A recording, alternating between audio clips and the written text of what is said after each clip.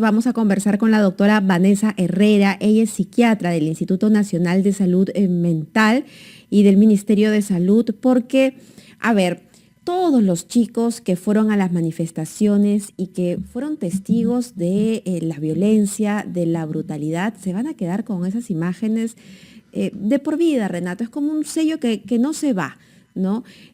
Pero en estos momentos, muchos de ellos, sobre todo aquellos que fueron heridos, las víctimas, se encuentran, yo diría, en estado de shock, porque no es fácil asimilar y procesar todo lo que se ha vivido, porque son muchas emociones. Y de No ha eso, pasado ni una semana, además, ¿no? exacto, y muchos están con temor, ¿no? Cuando nosotros hemos querido entrevistar a alguien, y de hecho lo hemos hecho, ellos no quieren dar su nombre siquiera porque tienen mucho miedo, no sienten que son vigilados, que la policía en cualquier momento podría tomar represalias, es su sentir. Así que vamos a conversar sobre eso con la doctora Vanessa Herrera. Doctora, muy buenas noches. ¿Cómo está, doctora? Buenas Buenas noches. noches, Mabel, Renato, para hablar de un tema tan importante como es el impacto en la salud mental ante una situación como la que hemos visto de restricción carcelaria y la reclusión. ¿Cómo afecta esto a la salud mental, especialmente de los jóvenes y personas vulnerables? Bueno, en general ya veníamos de toda la sociedad ya venía con una salud mental un tanto deteriorada, ¿no? Producto de la pandemia y de eso no hay duda. Sí, pues. Entonces, digamos que las emociones estaban más a flor de piel. ¿Cómo es que estos muchachos se encuentran? Aquellos que todavía continúan hospitalizados, ¿cuál es su estado emocional?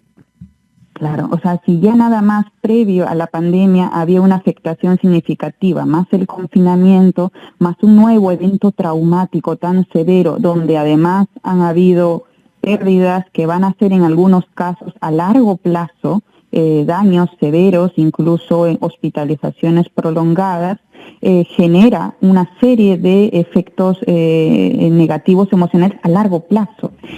Actualmente se ha incrementado, lo narrado en muchos de ellos, miedo, inseguridad, problemas de insomnio, todos los estresores negativos maximizados, tienen mucha culpa, incluso miedo ante esta situación donde en algunos de ellos se han visto restringidos en el caso de cárcel y otros en el caso de la hospitalización en sí por la experiencia pasada.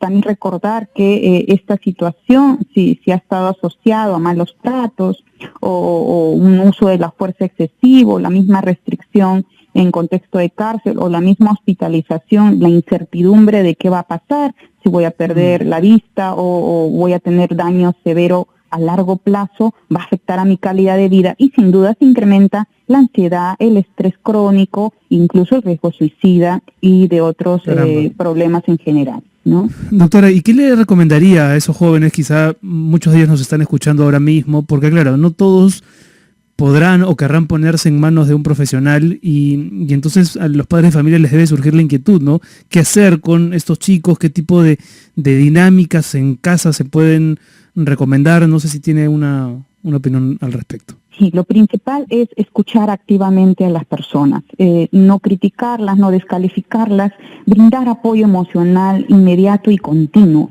La familia, las amigas, los amigos, tenemos que poner el hombro y permitirnos un espacio muy empático para escuchar a las personas.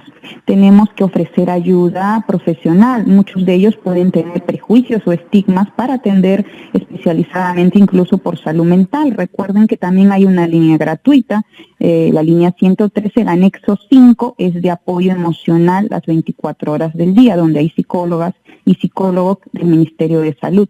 También existen centros de salud mental comunitaria que podrían hacer la atención virtual y podrían hacer el acompañamiento emocional, no solo para los jóvenes, también para las mamás, los papás que pueden estar en angustia, que pudo haber pasado, esa sensación de experimentar, incluso pueden tener más pesadillas, miedo, inseguridad o que pueda haber mayor represalia ante la situación vivida o culpa en este proceso. Es importante no revictimizar, no criticar, apoyar emocionalmente, activamente a la familia y todo el soporte social que podemos brindar a estos jóvenes. También hay que estar atentos. Si antes ya sufrían de depresión, ansiedad, o tenían problemas fumando o con excesivo consumo de tabaco o tenían problemas de personalidad, es probable que la experiencia traumática sea más intensa. y puedo yo tener Sí. mayor riesgo incluido de riesgo de autolesión o suicidio, ¿no? Seguimos conversando con la doctora Vanessa Herrera, psiquiatra del Instituto Nacional de Salud Mental y del Ministerio de Salud, a propósito de lo sucedido la semana pasada con las marchas, en general con esa ola de violencia y división que hemos vivido los peruanos en los últimos días.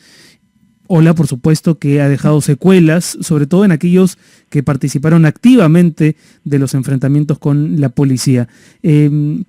Doctora, la pregunta que le había hecho Mabel antes de la pausa me parece que tenía que ver con el estado anímico general, ¿no?, de los peruanos como colectividad, como sociedad, que venimos soportando una pandemia y encima tenemos que vivir este episodio del que todavía me parece que no hemos terminado de salir. ¿Qué impresión tiene usted? Sin duda, la amenaza o las crisis sociales, políticas que afectan a la percepción de una pérdida del Estado democrático va a repercutir en nuestro bienestar emocional colectivo, va a impactar psicosocialmente tremendamente, más aún si se aúna a un sentimiento de injusticia, de malestar o de violación de derechos humanos. Impacta en nuestra psique, en nuestras emociones y se manifiesta con frustración, sentimiento de ira, cólera, insomnio, sensación de intranquilidad y sobre todo desaliento colectivo, una sensación desesperanzadora de que no podemos avanzar más en el desarrollo humano y el bien común. Entonces es fundamental que la política pública, los decisores, recuerden que la salud mental impacta en el desarrollo y también con el bien común en principios de Estado democrático y el respeto de los derechos humanos. Esto tiene que ver con una salud mental colectiva que impacta transgeneracionalmente, o sea, a nuestros hijos y a nuestras hijas de nuestros hijos, va a repercutir las decisiones que tengamos pensando en el bienestar colectivo.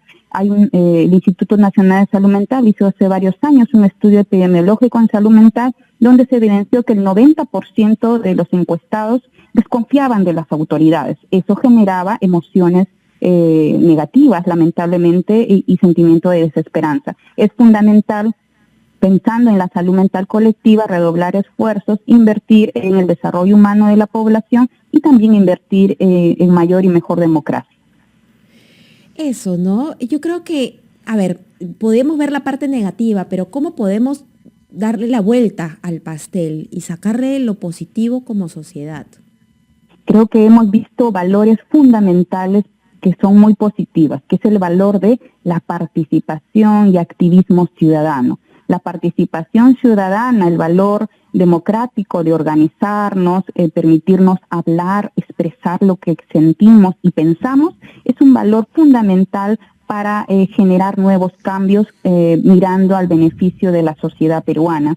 La capacidad de escucharnos, la capacidad de tomar decisiones y participar en la toma de decisiones compartidas es un aspecto fundamental también de la salud mental colectiva. Entonces, y en ese ejercicio, doctora, tenemos que, por supuesto, también incorporar a la policía, ¿no? Porque si bien es cierto que hoy hay mucha sensibilidad respecto del comportamiento de algunos elementos policiales durante las marchas, también se está tejiendo esta suerte de antagonismo, ¿no? Cuando, si uno se pone a pensar en estas marchas que han sido nacionales, los excesos policiales se han dado básicamente en Lima, ¿no? No se han registrado en todo caso tantos actos de violencia, casi ninguno, en diferentes regiones donde, por ejemplo, sí hubo una buena coordinación entre manifestantes y agentes de seguridad. No podemos tampoco perder esa perspectiva porque si no vamos a vivir enfrentados con una institución que es tutelar y de la que necesitamos. Así es, entonces es importante que como sociedad repensemos el país justamente pidiendo la salud mental colectiva, global, al rumbo al bicentenario, también repensar nuestro actuar desde cada una institución en la que participamos, no polarizando o dicotomizando como que todo es bueno o malo o blanco o negro o sobregeneralizando en negativo. Existen siempre núcleos esperanzadores que podemos mejorar para positivo y repensar a nuestra sociedad mirando incluso las instituciones castrenses, también mirando la salud mental de la familia, de la policía y generando instituciones militares. Claro. También se ven afectadas en medio de una pandemia y de un conflicto de poderes, ¿no?